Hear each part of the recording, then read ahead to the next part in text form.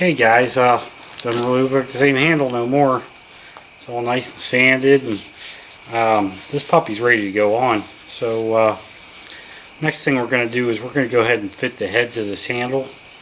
Oh, it's already fitted actually. All we have to do is seat it and go ahead and wedge it and put a coat of linseed oil on it, and this thing is done. So that'll be our next project, is seating the head on here. So I'll go ahead and get set up to do that, and we'll show you how to do that. Okay guys, so I have the axe handle here. I got the head. We're going to go ahead and seat this thing. So next thing we're going to do is you're just going to fit this on here like so. And I usually just put it on there as far as I can by hand, just so it kind of stays on its own. Then you hang it, and you actually hang it, and that's what they call it. You just hold it by the knob. You get yourself a wooden mallet or some kind of wooden thing.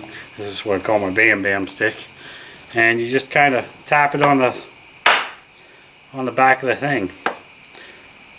You tap it on the end of the handle, and what that does is when you hit this, it forces the head of the axe head onto the handle farther and farther. So let me tap this a few times and get this thing seated, and I will get back to you.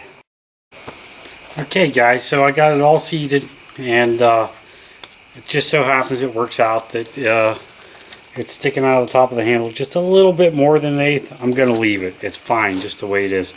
I will, next thing I got to do is put a poplar wedge in here and pound the wedge in and cut the wedge off, and then this axe is done.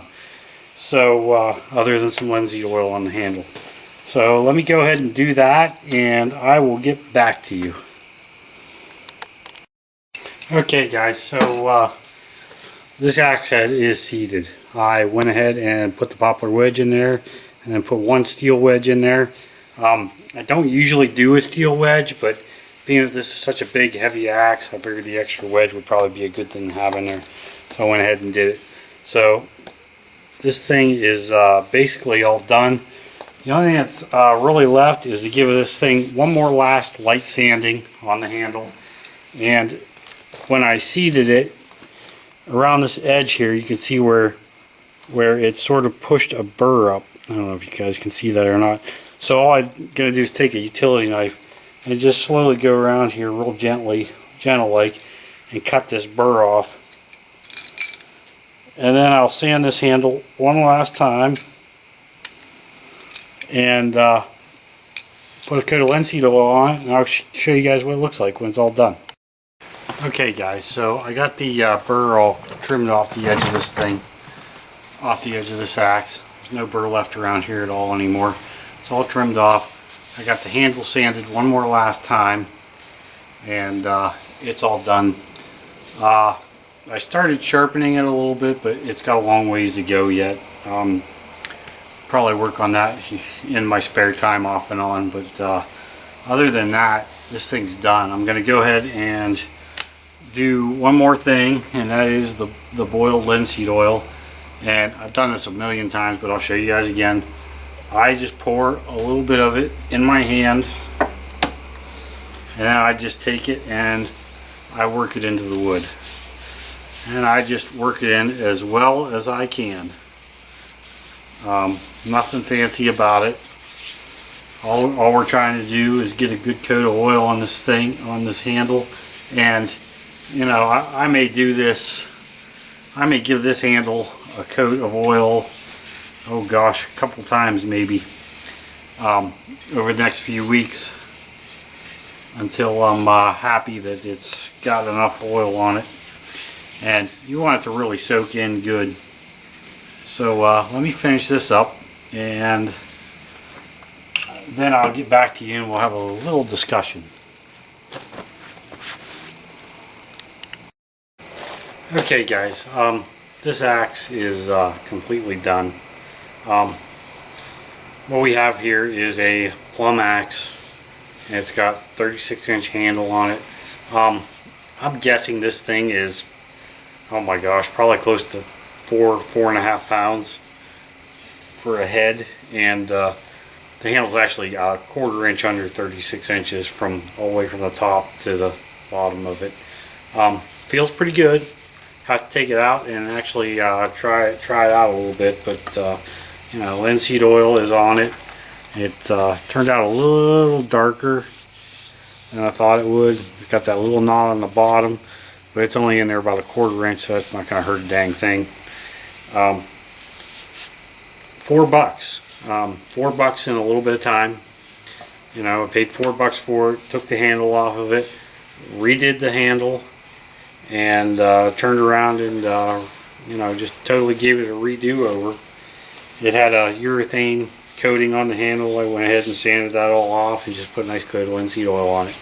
So that's all done. The only thing I didn't get, that I wish I would have got a little better, did a little better job on, but I didn't want to grind all the material off, as you can see on the back of this head where it hit it with a hammer a few times, so it's got some divots from somebody's hammer hitting it. But the head's pretty square, so it's not going to hurt a thing. This thing will never hit steel again anyways, or never be hit by steel again. So you know, it is what it is. But there you go. $4 felling axe, Jersey pattern. I mean, this is a American Icon type axe, and this is the first part of our long-term survival kit. And when I say long-term survival kit, I mean if we were going to go out into the woods and you know, build a cabin and live there. And this is definitely one of the main things that I would want to take with me. This will build you a cabin, and this will even do some of the more delicate stuff too. I mean, just because it's a big axe doesn't mean you can't freaking do some of the delicate stuff with it. You could, once it's sharpened, you could probably make a feather stick with it. Yeah, it's a little tougher, and yeah, it'll take a little more time, but it's doable. I mean, you know, but like I said, this is just one part of our long-term survival toolkit. The next part is going to be another axe, but it's going to be just a bit smaller, and we'll get into that next. So if you like this video, like it, subscribe, share. I'm going to start this as a video series, and it's all going to be listed in one big group, one big series. This is going to be like part 1, and part 2 is going to be big felling axe, and then I'm going to do the next tool for our long-term survival kit, and that'll be that may be a couple part video too. And the whole idea is that we're building this kit on a budget. It's a long-term survival kit built on a budget.